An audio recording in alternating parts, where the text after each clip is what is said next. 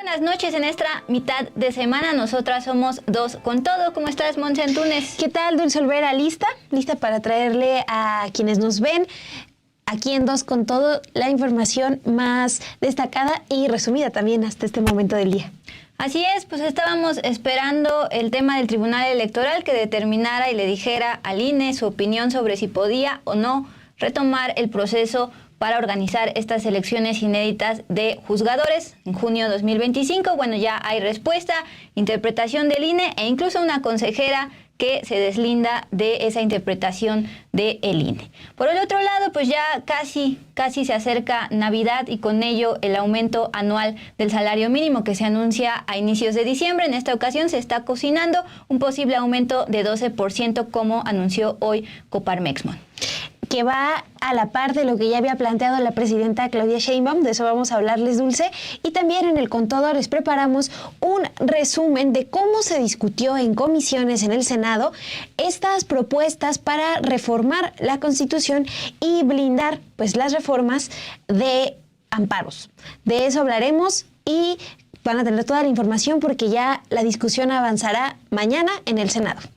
Así es, estuvo bastante caliente el debate allá en las comisiones. Pausa y arrancamos. Bienvenidos.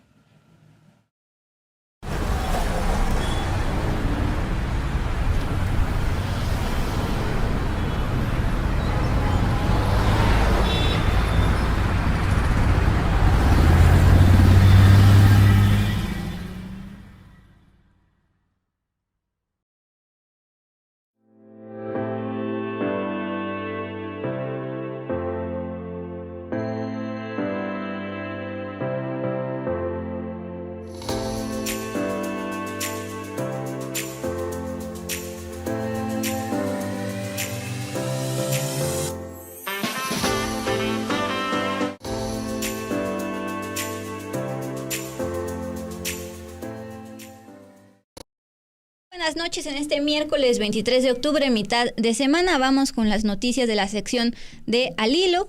Ayer, más o menos a estas horas, platicábamos, el tema de que el INE estaba esperando la respuesta precisamente del Tribunal Electoral para determinar si podía o no empezar ya a organizar estas grandes elecciones de juzgadores, de magistrados, jueces y ministros. Pues ya en esta sesión de la Sala Superior del Tribunal Electoral de esta tarde, con 3 votos a favor y 2 en contra, pues ya le contestaron al INE y pues justamente en producción nos prepararon una recopilación de cómo fue el debate. ¿Por qué? Porque, por ejemplo, los magistrados Yanino Tálora y Reyes Rodríguez Mondragón, este último pues cercano al panismo, votaron en contra de que el INE pudiera continuar el proceso electoral. Vamos a ver. El INE tiene como finalidad eliminar la incertidumbre sobre si el INE puede o no detener los actos para el desarrollo de un proceso electoral. Finalmente, se propone declarar que el INE no puede detener las actividades electorales que derivan del inicio de un proceso electoral por mandato normativo, por ser de orden público y estar constitucionalmente así previsto. En este asunto me voy a separar del sentido que nos propone el magistrado de la Mata. Voy a votar en contra del proyecto que nos presenta y anuncio la emisión de un voto particular.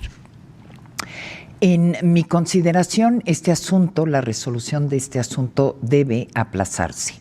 Respecto de la cuestión planteada en este asunto general, en tanto que la Suprema Corte de Justicia de la Nación resuelva diversos asuntos de su competencia vinculados justamente con el tema de la reforma judicial. También me separaré de las consideraciones, razonamientos y propuesta que se nos hace en el proyecto.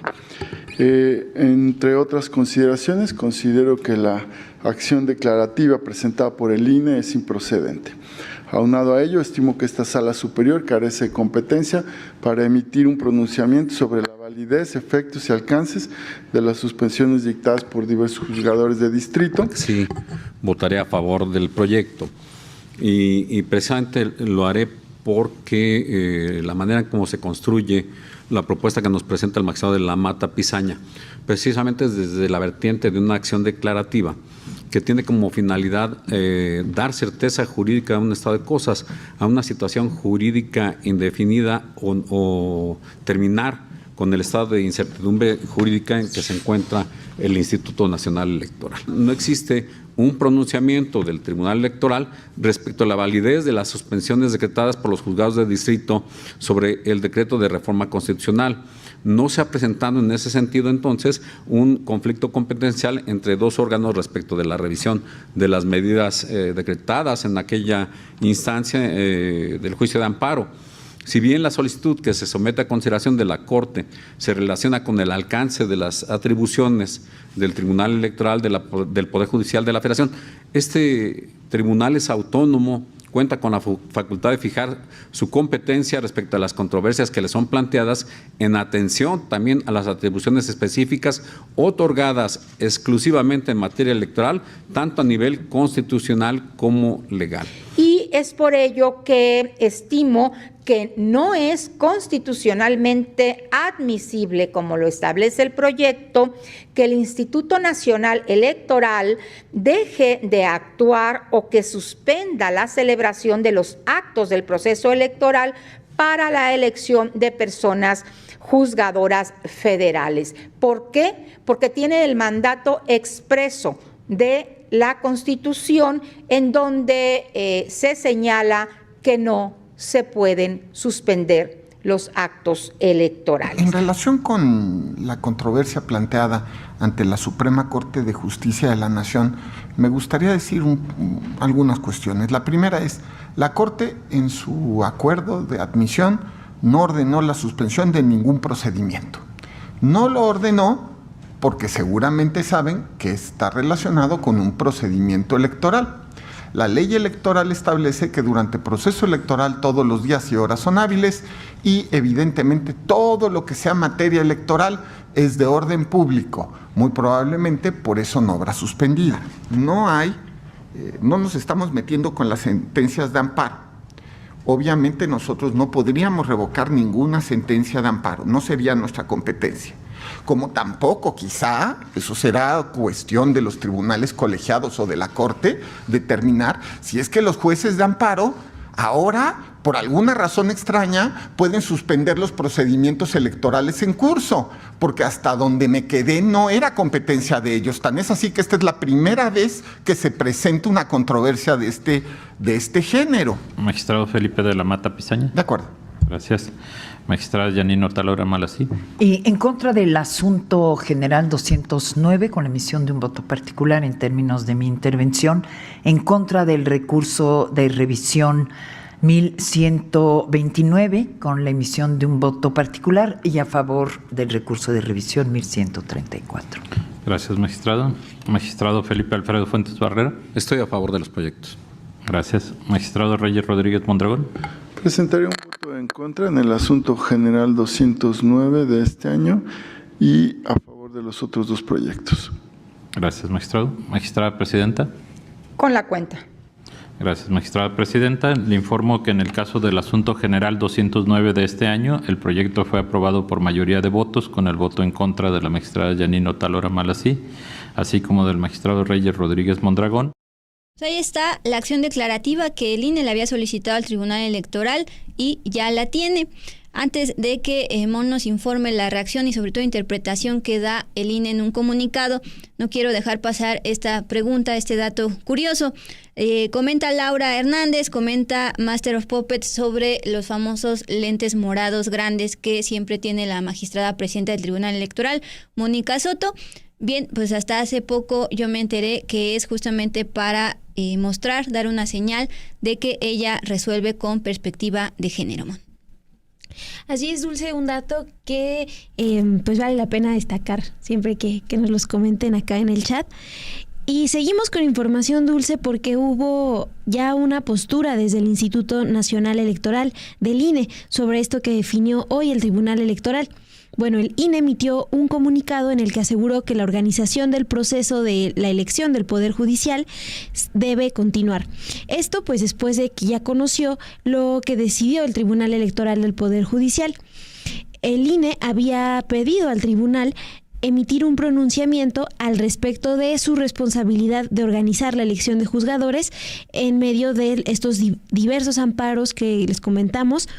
Todavía tenían en pausa las acciones que el INE podía emprender para empezar a organizar la elección. La resolución del Tribunal Electoral señala que no se está manifestando sobre la validez o no de las suspensiones emitidas por diversos jueces de amparo. Por ello, el INE expuso en un comunicado: esta resolución trae claridad y certeza para que el INE cumpla con su función estatal de organizar elecciones y garantizar los derechos políticos electorales de las y los mexicanos. Más tarde, la consejera Dania Rabel se deslindó de este comunicado porque comentó que no se le consultó antes de ser publicada esta interpretación de la resolución del Tribunal Electoral. En su red social X, que es el mensaje que estamos viendo en este momento, la consejera Dania Rabel escribió: este comunicado de prensa no fue consensuado conmigo como integrante del Consejo General del INE, por lo que no refleja mi punto de vista e interpretación en relación con la determinación emitida por la Sala Superior del Tribunal Electoral. Las y los otros 10 consejeros del INE no emitieron algún rechazo a este comunicado y algunos incluso retuitearon el mensaje que se publicó desde la cuenta oficial del INE. Y nos llamaba la atención aquí, pues, porque estaba todavía pendiente, al menos es lo que había planteado la consejera presidenta del INE, Guadalupe Tadei, la decisión o la postura del Tribunal Electoral para que ellos pudieran continuar con la instalación de mesas para la organización y toda la parte que va a estar a cargo del Instituto Nacional Electoral.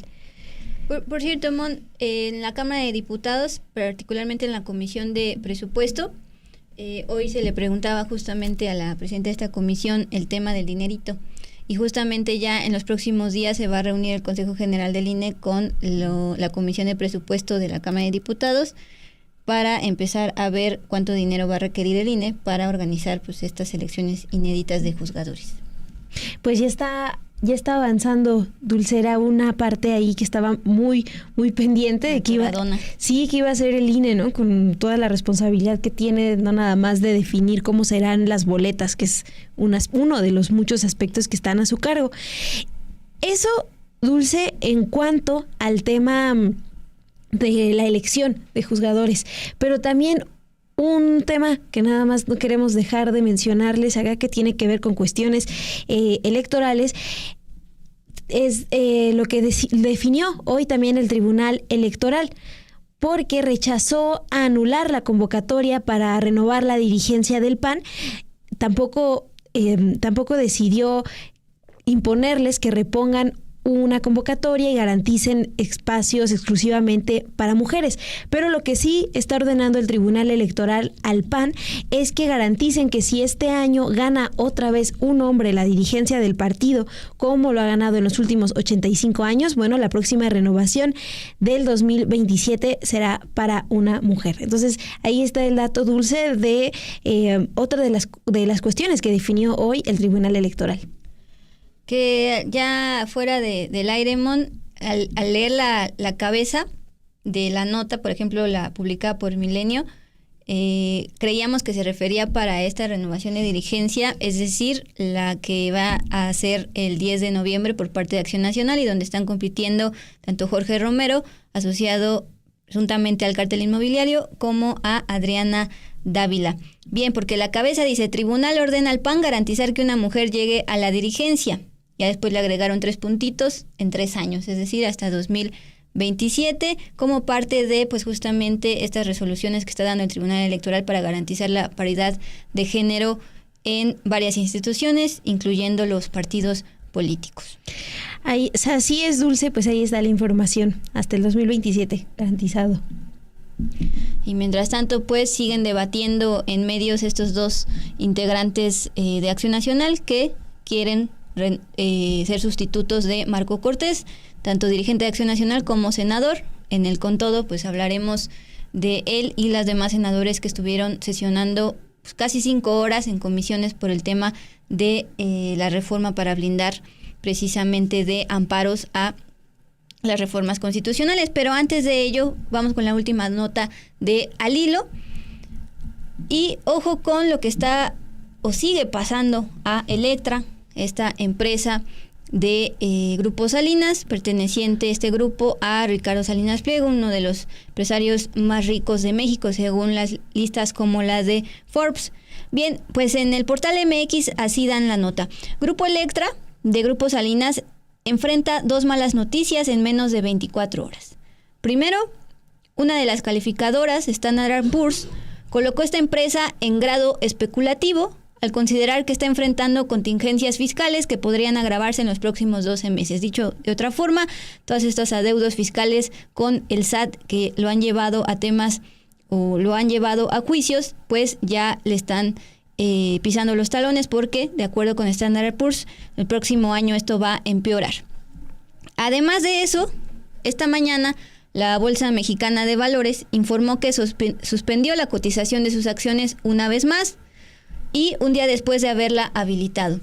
Justamente, por favor, Luis, muestra cómo se está viendo o se ha visto todo este día de 23 de octubre en el portal de la Bolsa Mexicana de Valores. En esa línea azul debería verse el comportamiento del valor de las acciones a lo largo de esta jornada, pero no es así porque ya está suspendida y el último dato que puede verse es que la última acción se vendió en 944 pesos por unidad. Bien, eso con respecto a la Bolsa Mexicana de Valores. Tampoco olviden que la otra empresa de Salinas Pliego, TV Azteca, lleva meses sin también cotizar en esta Bolsa Mexicana aquí en México, la Bolsa de Valores aquí de México. Regresando al tema de la calificación de Electra, ¿cómo lo ven las calificadoras? Standard & Poor's justificó su decisión sobre la calificación de la empresa de Ricardo Salinas Pliego de la siguiente forma. La perspectiva negativa indica nuestra opinión de que en los próximos 12 meses, este año que viene, la calidad crediticia de Grupo Electra está expuesta a varios riesgos, incluida la posible materialización de contingencias fiscales significativas y un crecimiento económico más lento. Es obvio que entre estos riesgos, pues, se ve justamente el conflicto que lleva arrastrando Electra desde el año 2008 y también desde el año 2013 entre el SAT y Electra, que viene cargando evasión fiscal, y este caso ha escalado incluso a la Suprema Corte. Usted sabe, en algún momento ministro Luis María Aguilar tuvo ese caso y después tuvo que pasarlo a otros ministros. Entonces está ahí en pendiente por parte de la Suprema Corte abordar este tema de evasión fiscal y adeudo por parte de Electra, una de las empresas de Grupo Salinas. Así es, Dulce, y también acá en el chat siempre nos comentan muy indignados por lo que ha caracterizado a Salinas Pliego, ¿no? La falta de interés, de intención de pagar todo lo que debe, y esta información que das pues no es la excepción. También está acá generando varios comentarios en el chat. Y tenemos también otra información importante, Dulce, que queremos compartirles. Primero vamos con una decisión que tomó hoy la Suprema Corte de Justicia de la Nación. Se tiene que ver con el caso de Mario Aburto, quien está sentenciado pues por el asesinato del ex candidato Luis Donaldo Colosio. Mario Aburto se ha declarado asesino confeso de Luis Donaldo Colosio y es el único sentenciado por este homicidio. Pero hoy la Suprema Corte de Justicia de la Nación decidió que continuará detenido y ordenó reponer el procedimiento. Hoy, por mayoría de 3 votos, incluyendo el de la ministra Lenia Batres, la primera sala de la Corte avaló un proyecto que había presentado el ministro Juan Luis González Alcántara, en el que ordenó reponer este procedimiento en un amparo tramitado por Mario Aburto, con la intención de llamar a la familia del ex candidato Luis Donaldo Colosio. Bueno, hoy la ministra Batres Guadarrama emitió el voto decisivo. Con esta decisión, la Corte concedió la razón a la Fiscalía General de la República, que había impugnado el amparo que ya se le había concedido a Mario Aburto. Con esto, el caso será devuelto al Tribunal Colegiado del Estado de México para notificar a la familia del ex candidato porque pues son víctimas indirectas de este delito. Hay también que recordar que este recurso donde se había Mario Aburto solicitado que se analizara otra vez el caso, lo presentó desde el 2023 y el primer tribunal colegiado en materia penal del segundo circuito con residencia en Toluca lo admitió y lo turnó a la Suprema Corte de Justicia, por eso es que se decidió ahí. También algo importante es que desde octubre del año pasado, ese tribunal colegiado había ordenado dejar insubsistente la sentencia condenatoria de 45 años en contra de Mario Aburto, una sentencia que se dictó desde diciembre de 1994. Y bueno, una de las partes, Dulce, que ha sido criticada de esta sentencia a Mario Aburto es que él debió ser juzgado por el delito de homicidio que señala el Código Penal para el estado de Baja California y no por el Código Penal federal como pues pasó en este caso. El pasado 30 de enero la Fiscalía General de la República decidió, después de ya 30 años de este asesinato de Luis Donaldo Colosio, y en medio de un proceso electoral, retomar la tesis de que había un complot que implicaría la existencia de un segundo tirador. De eso todavía no hay más información, pero la cuestión aquí, Dulce, es que Mario Aburto seguirá detenido y lo que decide la Suprema Corte es reponer el procedimiento. Gracias, Mon. Y justamente tenemos un corte informativo relacionado a el paro de trabajadores del Poder Judicial. Precisamente el día de ayer platicamos con algunos afectados por este paro que ya lleva más de 2 meses, desde el 19 de agosto. El viernes pasado sabemos que la Asociación de Magistrados y Jueces pues votaron, al menos la mayoría de ellos, de los más de 1,500 que son, votaron a favor de continuar con este paro. Acuérdense que ellos no le dicen paro, sino le dicen suspensión parcial, porque en los hechos, en sus lonas afuera de los accesos de las sedes judiciales, pues están recibiendo solo casos urgentes, como incluyendo precisamente el de la jueza que ordenó a la presidenta Claudia Sheinbaum arrancar una página del Diario Oficial de la Federación. Bien, leo como tal la circular acabada de emitir por el Pleno del Consejo de la Judicatura Federal. Se informa que en sesión ordinaria celebrada el día de hoy por mayoría de 4 votos, el Pleno del Consejo de la Judicatura Federal determinó que prevalece el contenido de la circular 22/2024 emitida desde el 16 de octubre. En cuanto a la decisión, escuchen esto, de ya reanudar actividades completas en todos los tribunales y juzgados del país, por lo que los titulares están obligados a dar cumplimiento a las disposiciones en materia administrativa. Entre otras, el control ya de asistencia a fin de garantizar el óptimo funcionamiento de impartición de justicia, no solamente estar afuera de las sedes y decir si este caso entra o no, si es urgente. Por lo que las áreas administrativas deberán aplicar la normativa vigente al personal que no asista a laborar. Esto a partir del día 24 de octubre, hoy es 23, es decir, a partir de mañana ya tienen que estar reanudando actividades, al menos como lo está ordenando el Pleno del Consejo de la Judicatura Federal. Asimismo, plantea esta circular, se instruye al coordinador de seguridad para que apoye a los jueces y magistrados que le soliciten el acceso a los inmuebles. Ojo con este punto, además de que están pidiendo ya reanudar actividades luego de 2 meses de paro, le están pidiendo el acceso a los inmuebles. Justamente ayer, veíamos que en los accesos, al menos de la sede de San Lázaro del Consejo de la Judicatura Federal, no puede pasar cualquiera, tienen que enseñar su credencial y la ciudadanía que llega con sus casos se tiene que quedar afuera y determinar si su caso es urgente o no, esperarlo. Bien, ¿quién votó a favor de esto? Lo anterior por mayoría de 4 votos del consejero Fernando Batis Vázquez, de la consejera Eva Verónica, de la consejera Celia Maya y del consejero Sergio Javier Molina, quien anuncia voto concurrente.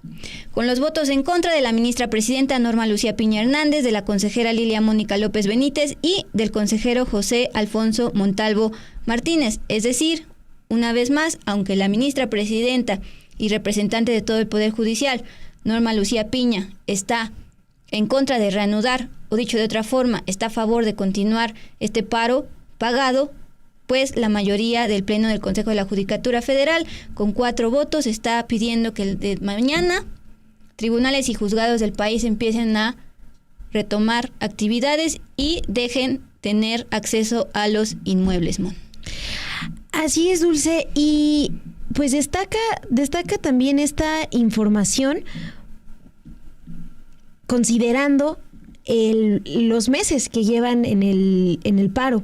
Nada más ayer les hacíamos el recuento de que esta protesta inició el 19 de agosto, cuando se discutía la reforma, y apenas el viernes 18 de octubre, la Asociación Nacional de Magistrados de Circuito y Jueces del Distrito del Poder Judicial de la Federación, la JUFED, informó que después de consultar a los juzgadores se determinó por mayoría pues mantener esta suspensión parcial de labores en todo el país. Es decir, ya había ahí una decisión de continuar, una decisión que ahora está decidiendo el Consejo de la Judicatura Federal, pues tiene que parar, tienen que retomar de nuevo las labores. Pero Dulce, algo que también nos comentaron ayer en afuera del Consejo de la Judicatura Federal y que hemos venido acá documentando son las diferencias o el rechazo que hay en un sector de los trabajadores del Poder Judicial a las resoluciones que hace el Consejo de la Judicatura Federal. Ayer incluso volvieron a mencionar que siguen pues molestos por la decisión que toma el Consejo de la Judicatura Federal hace unos días, hace como 2 semanas, antes de que el Senado decidiera en esa tómbola los cargos que serán puestos a votación el próximo junio. Bueno, algo que molestó a un grupo de trabajadores del Poder Judicial fue que el Consejo de la Judicatura sí compartió la lista al Senado. Entonces, pues ya eso fue antes del 12 de octubre, cuando ellos comparten la lista. Desde entonces ya había estas diferencias de por qué continuar en el paro y la exigencia desde un grupo de trabajadores a no levantar el paro y a respetar incluso las suspensiones federales, las suspensiones que están emitiendo para que no avance pues la iniciativa. Bueno, es importantísimo justo este dato que recuerdas en medio de todo este rompecabezas llamado reforma al Poder Judicial. Yo justamente también quiero detallar que dentro de todo el universo llamado trabajadores del Poder Judicial, por una parte están los 1,500 jueces y magistrados que justo están aglutinados en la famosa JUFED, la Asociación de Magistrados de Circuito y Jueces de Distrito del Poder Judicial de la Federación, que el viernes pasado 809 personas de estos más de 1,000 dijeron que se continuara con la suspensión, a pesar de que casi 500 dijeron que ya regresaran a laborar el 21 de octubre. Por un lado están esos 1,500 jueces y magistrados a nivel federal, subrayo federal, lo local es muy aparte, y el otro gran bonchezote de la base trabajadora del Poder Judicial, unos 40, 50 mil trabajadores, que son justamente los que están poniendo el cuerpo, los que están, al menos no 24/7, pero sí plantándose, como veíamos el día de ayer en la sede de San Lázaro, y llevan sus lonas, están ahí también con sus casitas de campaña, y también pues están en los accesos precisamente filtrando quién puede entrar y quién no. Es por eso que el Pleno del Consejo de la Judicatura Federal, además de ordenarles que ya reanuden actividades tan pronto como el día de mañana, que flojera regresar a trabajar un jueves, 24 de octubre. Esto que estamos viendo en pantalla es precisamente la sede de San Lázaro del Consejo de la Judicatura Federal, ese bonchezote que menciono, los 40,000 trabajadores de base. Ese es uno de los accesos. Ahí Andrés intentaba ingresar una demanda de amparo en materia laboral. Ella es una de las trabajadoras que estaba determinando qué caso era urgente y cuál no. En ese caso particular, la señora traía un caso que fue canalizado al Tribunal de la Ciudad de México porque el paro es a nivel federal. En el Tribunal de la Ciudad de México sí están trabajando. Y ahí le determinaba si era urgente o no. Sí, es lo que quería retomar, que ella, Ariadna, te explicaba, ¿no? Que no es que estén ignorando los casos, que estuvieran en un paro total, sino que estaban definiendo cuáles sí eran urgentes y cuáles no. Pero pues en ese contexto se da esta decisión que toma el Consejo de la Judicatura Federal. Habrá que esperar, Dulce, qué pasa mañana, porque lo que comentaban apenas ayer 22 de octubre, al menos la vocera de estos trabajadores que mantienen el paro, Patricia Aguayo, era que no iban a, pues que la intención era seguir protestando. Y una cosa es lo que diga la vocera Patricia Aguayo, que se autoasume como representante de absolutamente todos los trabajadores, y otra cosa es estarle preguntando trabajador por trabajador, y incluso en comentarios que amablemente ustedes pusieron en el video de esta crónica que les presentamos el día de ayer, se presentaban como que ellos eran trabajadores y que ellos estaban ya a favor de regresar y que incluso pues reciben amenazas. También un reporte que hoy en Sin embargo MX se dio cuenta como algunos trabajadores están siendo intimidados para seguir en el paro, aunque ellos ya quieran regresar a trabajar todos los casos, más allá de si sean urgentes o no. Acá en producción nos están recordando justamente una declaración de la jueza de distrito Blanca Alicia Ochoa. Yo lo que entiendo es que hay una anarquía, ellos ya no se sienten representados por el sindicato y lo han dicho abiertamente. Ese es otro. Una cosa es la vocera Patricia Aguayo, otro es el sindicato, que algunos incluso ya estaban pidiendo la cabeza del líder sindical. Continúo leyendo a la jueza. Tuvimos en reunión la semana pasada con los trabajadores y muchos de ellos decían es que yo ya ni sé por qué estoy en el paro. Lo que sí sé es que me garanticen mi derecho al trabajo.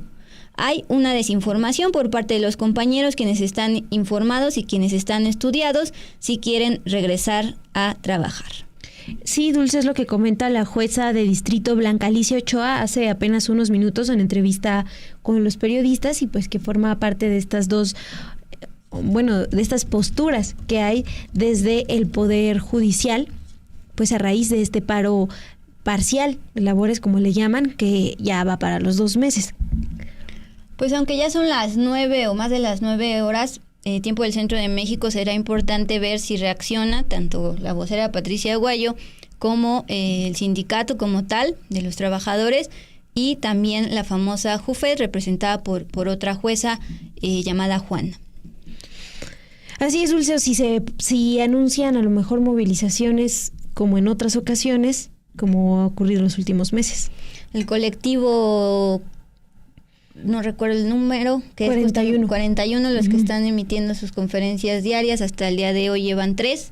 También es importante qué es lo que van a realizar o decir mañana, porque los magistrados que están participando en esta conferencia fueron de las voces que decían que sí estaban trabajando con ajustes, viendo casos urgentes, pero que el hecho de ir a esa conferencia ya también era chamba. Así es, Dulce. A ver mañana al menos qué comentan desde la conferencia, y cualquier información que salga durante el programa pues se las compartimos. Buenísimo, pues vamos a un brevísimo corte y vamos con todo. ¿Qué pasó esta tarde en Comisiones Unidas del Senado en torno a esta reforma que busca blindar de amparos todas las reformas constitucionales, incluyendo por supuesto la judicial?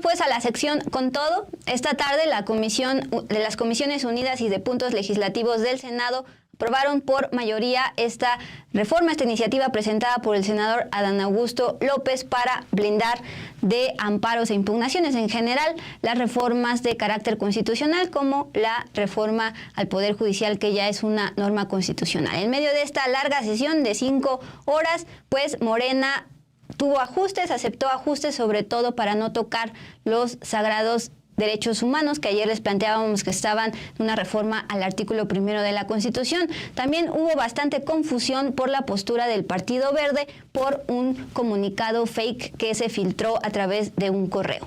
Bien, vamos con todo.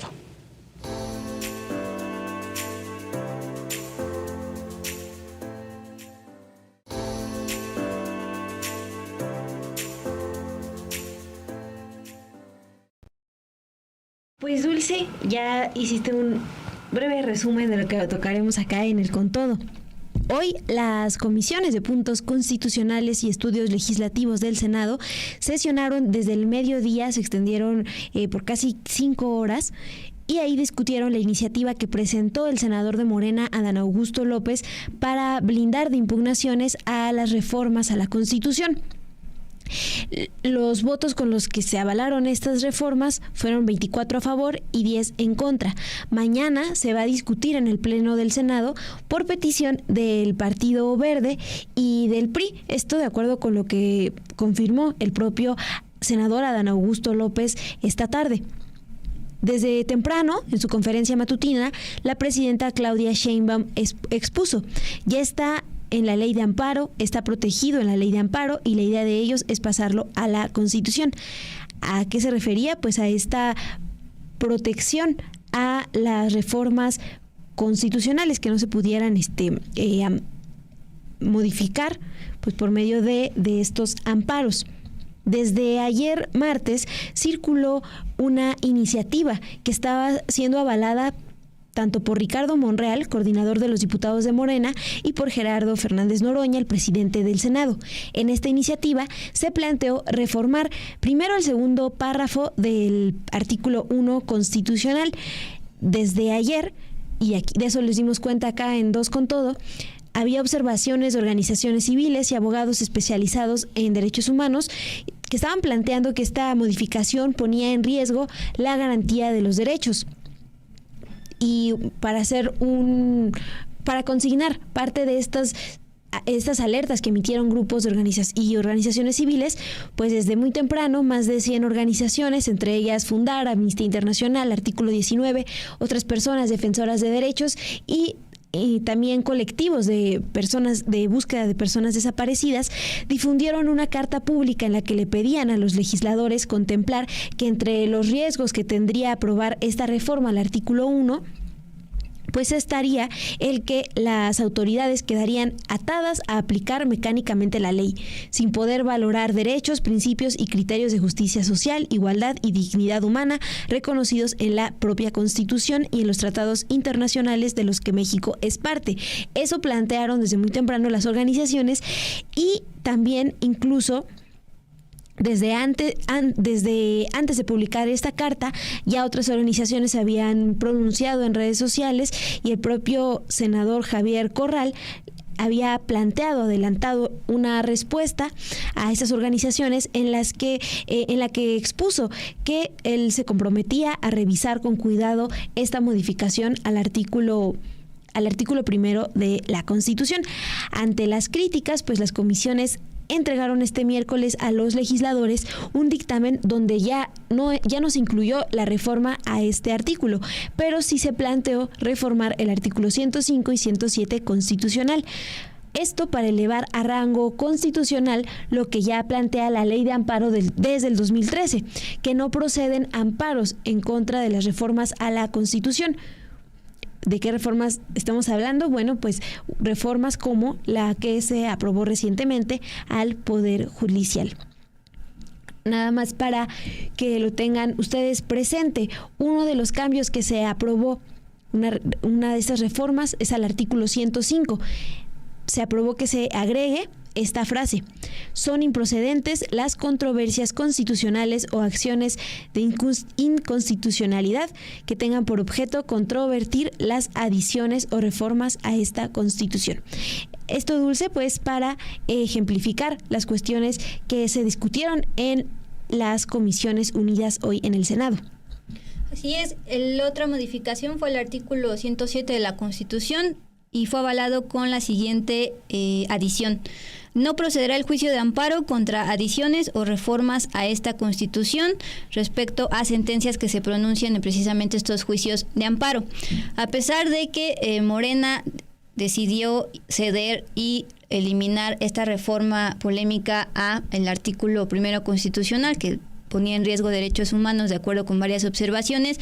Ya en esta sesión, pues voces de oposición siguieron en contra, siguieron señalando sus posturas en contra, e incluso desde muy temprano, a las 8 de la mañana, tiempo del Centro de México, Arturo Escobar y Vega, que es un rostro conocido en el Partido Verde, pero que actualmente no es legislador, pues tuiteó en contra. Entonces, pues vamos a escuchar lo que plantea el senador Adán Augusto López, quien el día de ayer en el Pleno presentó esta iniciativa y después pues aceptaron quitar estas reformas polémicas señaladas y nada más quedaron los ajustes en el 105 y 107 constitucional. Y desde luego, si conoce algo de técnica legislativa, que creo que sí la conoce, pues se podrá dar cuenta que será imposible que se discuta el dictamen que hoy se vote en esta comisión, así que seguramente la semana próxima estará ¿Perdón? ¿Y en otra sesión más tarde seguro? No. Si me deja terminar de hablar.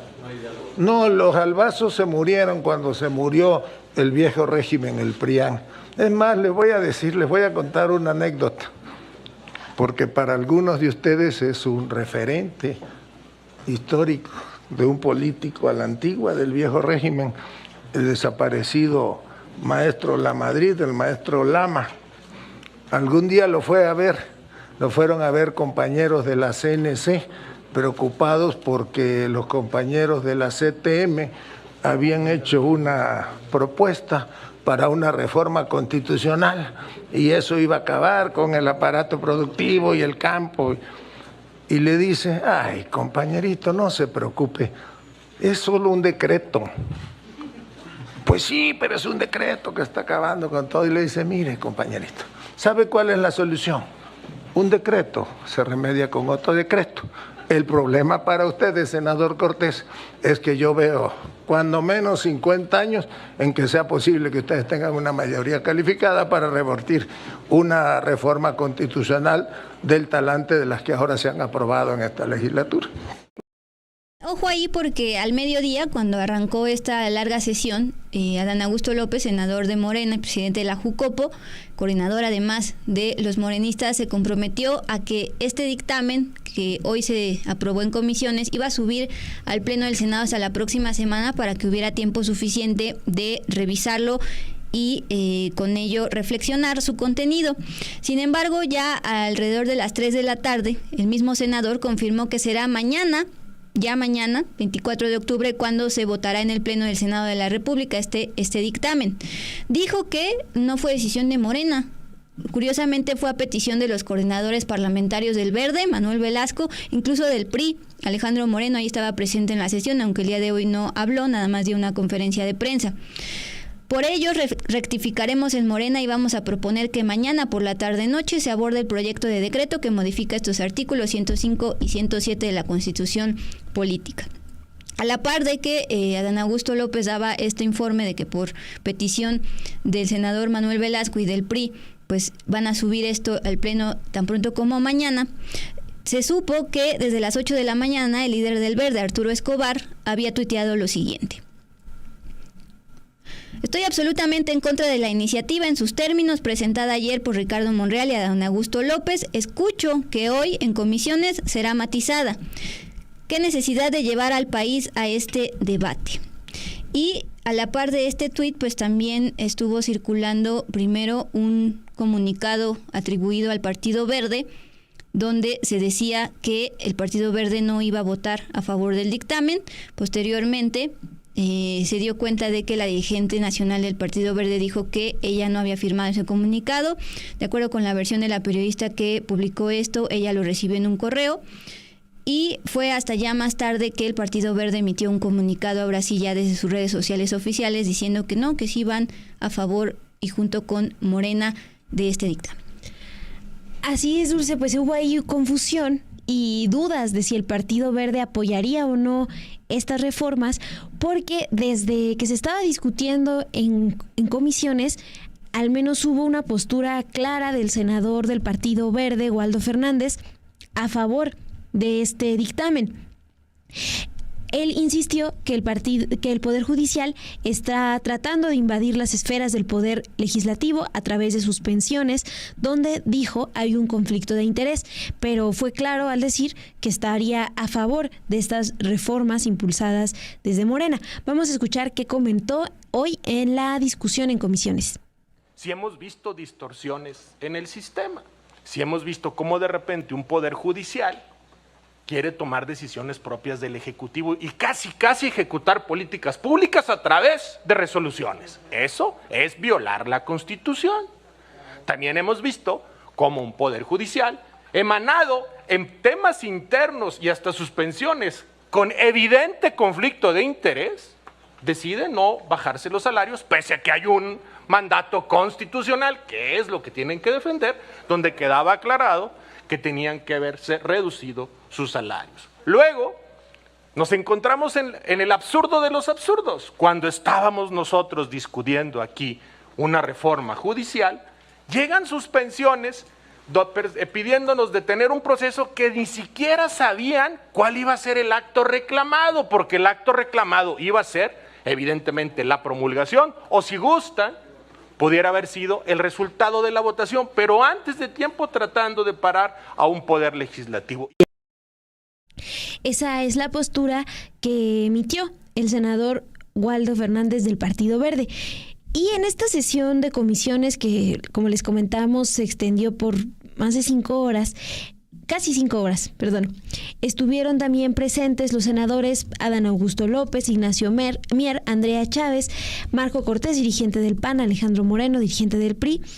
Y bueno, aunque legisladores del PRI y del PAN celebraron que se retiró la reforma al artículo 1 constitucional sobre los derechos humanos, la senadora del PAN, por ejemplo, Verónica Rodríguez, y la senadora de Movimiento Ciudadano, Alejandra Barrales, cuestionaron que les acababan de entregar el dictamen esa mañana, por lo que no tuvieron tiempo para analizarlo con profundidad. Según Alejandra Barrales, tuvieron solo 1 hora para analizar este dictamen. Vamos a escuchar qué es lo que comentó sobre lo que dijo. Fue una prisa con la que se empezó a discutir este dictamen en comisiones. No dejan de sorprendernos. Lo digo porque en la pasada reforma judicial, de verdad, yo estaba muy sorprendida, muchos lo estábamos, de haber contado solo con 28 horas para conocer del dictamen. Y el día de hoy nos sorprenden con tan solo 1 hora para conocer de un dictamen tan importante. Y de verdad que esto es preocupante porque estamos hablando de un tema trascendental. Estamos hablando de una reforma que pretende afectar de manera seria la figura del amparo, de la controversia constitucional y de las acciones de inconstitucionalidad.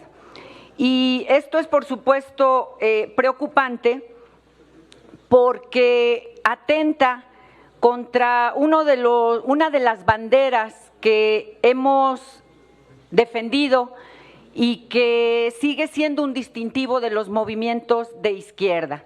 Me refiero a los derechos humanos.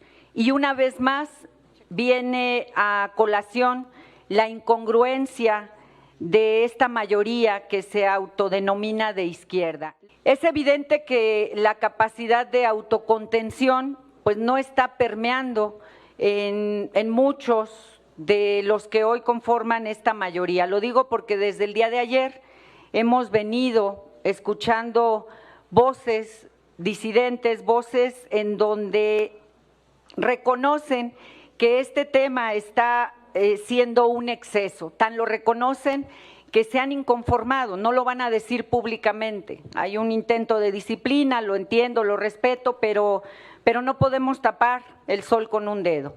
Ustedes mismos están inconformes en el fondo porque saben que esto es un exceso y que esto es un contrasentido para todos aquellos que hemos venido militando en la izquierda. Bueno, eso comentó la senadora Barrales, esta insistencia de que aunque sí se eliminó una modificación, la modificación al artículo 1, pues todavía había pendientes con los que no están de acuerdo. Quien también se pronunció en contra fue la senadora del PRI, secretaria general del partido, Carolina Villano.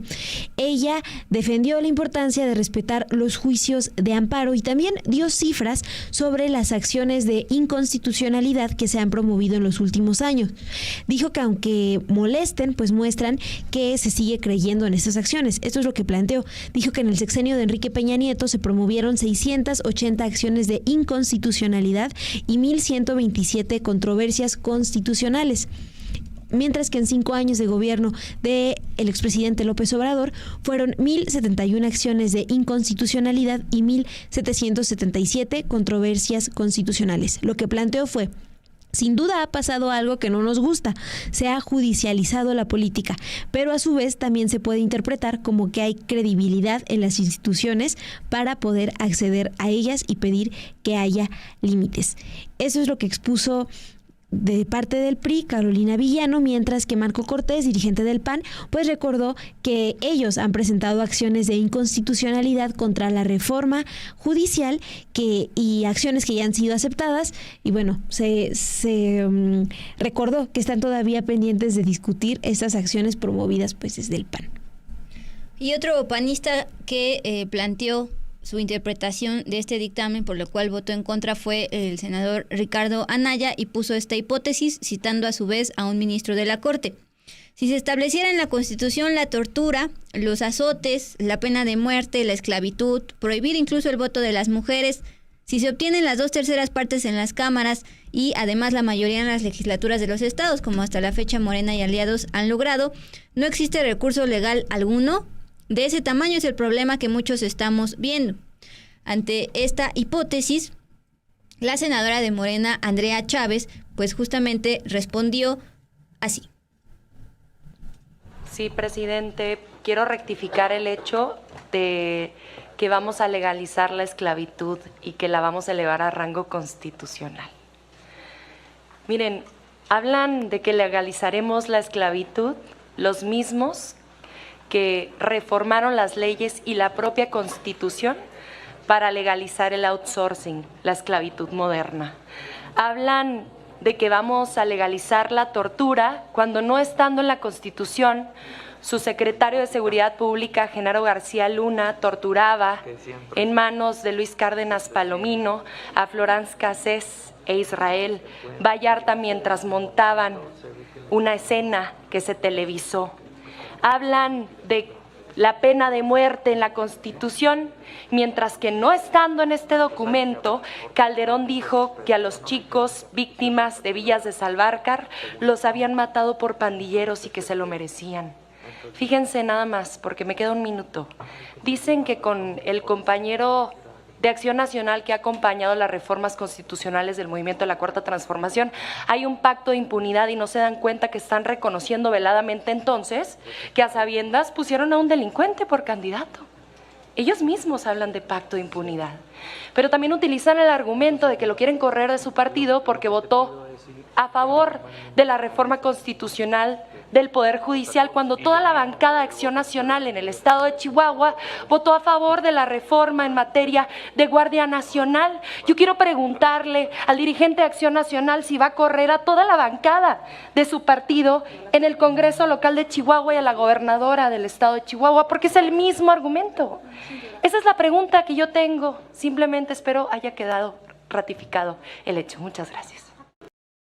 La última toma que acabamos de ver creo que resume gran parte de la larga sesión de comisiones, si no es que otras sesiones que han tenido senadores. Es decir, mientras un senador, en este caso la senadora Andrea Chávez, está hablando, incluso dirigiéndose a alguien en particular, el senador de al lado pues no está tomando atención, o está tuiteando o está con el celular, con los dedos escribiendo, pero aquí claramente hasta estaba hablando por teléfono y justamente lo estaba aludiendo, estaba preguntando si pues justamente el PAN se iba a pronunciar por los temas del gobierno de Chihuahua. Actualmente la gobernadora es Maru Campos, ustedes saben, pues una mujer de ultraderecha en contra de el aborto, si bien están hablando de proteger derechos humanos. Justo es lo que nos daban cuenta aquí en el chat, Mon. Así es, Dulce, ya cuando lo vuelvo a mencionar, cuelga. ¿Viste que colgó? Y ya toma su cafecito. Toma su café y ya voltea a ver ahora sí a la senadora Andrea Chávez. Gracias por esa observación y que no... Chistosa. Sí. Pues ya para cerrar esta sección de Con Todo y esta crónica de lo acontecido el día de hoy en comisiones y que mañana va a subir al Pleno, también hubo una observación de la senadora de Morena, Julieta Ramírez Padilla. Ella afirmó que la oposición que hay desde el Poder Judicial muestra la magnitud de los intereses que están en juego con la aplicación de la ya norma constitucional. Criticó que incluso desde 2019 rechazaron hacer una reforma para eliminar sus privilegios y atenerse a las políticas de austeridad. Así lo dijo: el Poder Judicial está atropellando ese acuerdo soberano que se consagra en nuestra Constitución porque no les gustó la nueva Constitución que plantea la transformación del Poder Judicial. 5 horas después de sesión, de un tenso debate, porque claramente se ve una tensión entre los senadores de Morena y aliados con los senadores del PRI y el PAN, por cómo se hablan, pues se aprobó este dictamen que blinda las reformas de amparos, reformas constitucionales. El día de mañana, de acuerdo con el senador Adán Augusto López, coordinador de la Jucopo, se va a subir al Pleno, y no por decisión de Morena, sino por petición de Manuel Velasco y del PRI. Así es, Dulce, pues con eso terminamos nuestro Con Todo, pero les tenemos todavía información importante para pues ya el cierre de hoy de este programa. Hoy la Confederación Patronal de la República Mexicana, la Coparmex, propuso que para el 2025 el salario mínimo incremente un 12%. Esto coincidiendo con lo que ya había propuesto la presidenta Claudia Sheinbaum. Durante la inauguración del foro laboral, José Medina Mora, presidente del organismo de la Coparmex, mencionó que este aumento es algo que ya han dialogado con autoridades de la Secretaría del Trabajo y Previsión Social, y se planteó que la meta principal de alcanzar en 2026 es la llamada línea de bienestar familiar. Hay que recordar que a principios de octubre, luego de que Claudia Sheinbaum asumió el cargo como la primera presidenta de México, ella expuso que su objetivo del aumento al salario mínimo en 2025 sería justo del 12%. La propuesta todavía debe ser avalada en la Comisión Nacional de Salarios Mínimos, que se reunirá en este diciembre, pues para decidir sobre este planteamiento que hizo la presidenta Claudia Sheinbaum. Hoy también el presidente de la Coparmex expuso: nuestro siguiente objetivo es que en una familia de 4, donde 2 trabajan, esos 2 salarios mínimos les permitan cubrir la canasta alimentaria y no alimentaria. También explicó que el aumento del 12% al salario mínimo que se está planteando para 2025 no afectará a la zona de la frontera norte de México, en donde ya se ha rebasado el 25% de la línea del bienestar familiar. También, pues nada más importante recordar, Dulce, que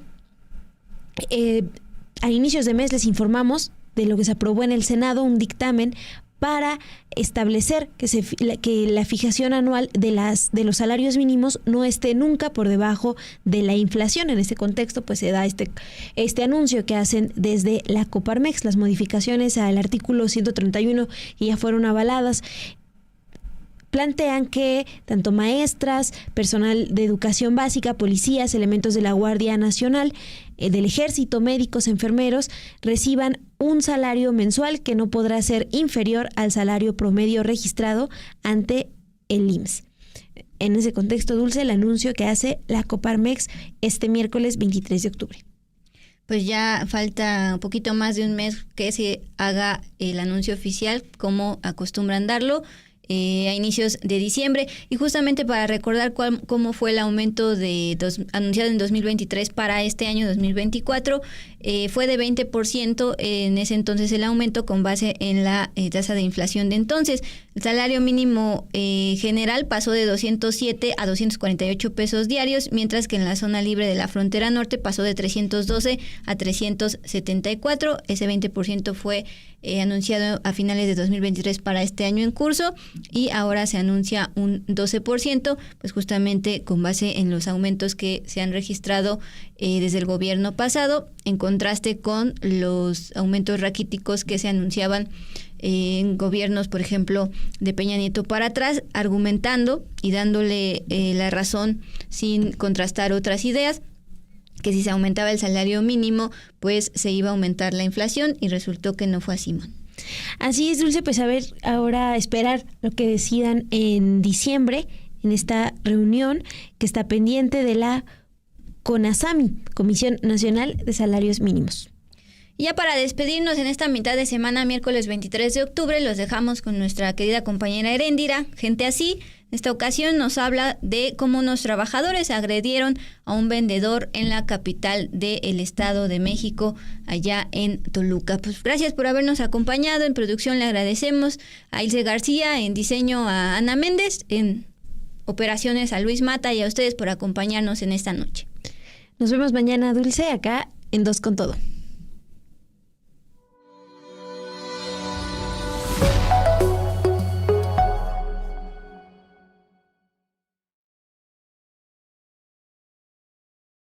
Ay, siempre hay gente abusiva.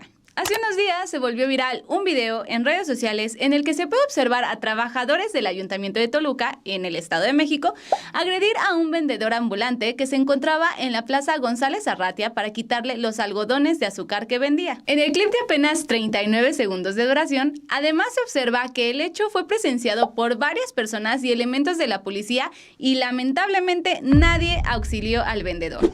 Vean cómo actúan los de Gobernación para decomisar los productos al vendedor de algodones. Véanlo cómo está actuando. ¿En dónde está derechos humanos que agreden a la población de esta manera? Vean cómo, y se quedan con todo el producto ellos, ni siquiera se los regresan.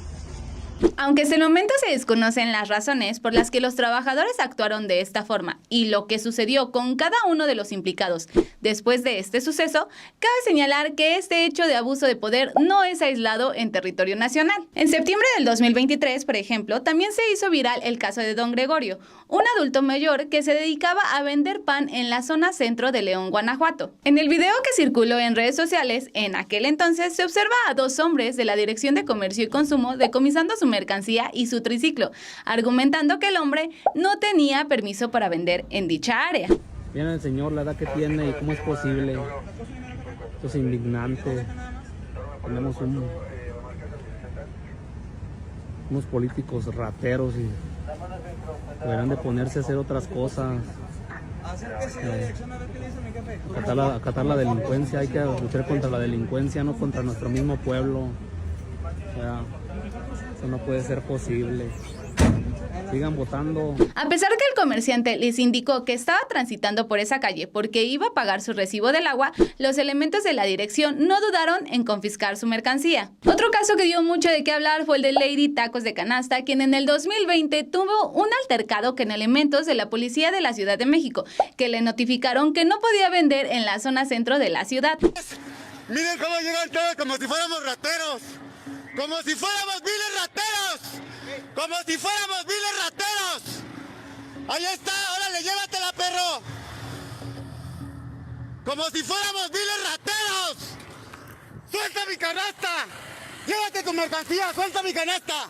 Lamentablemente, estos son solo algunos casos de abuso de poder que han logrado hacer eco gracias a las redes sociales. Yo soy Heréndira Quintero y nos vemos en la próxima entrega de Gente Así, obvio, por Sin Embargo al Aire.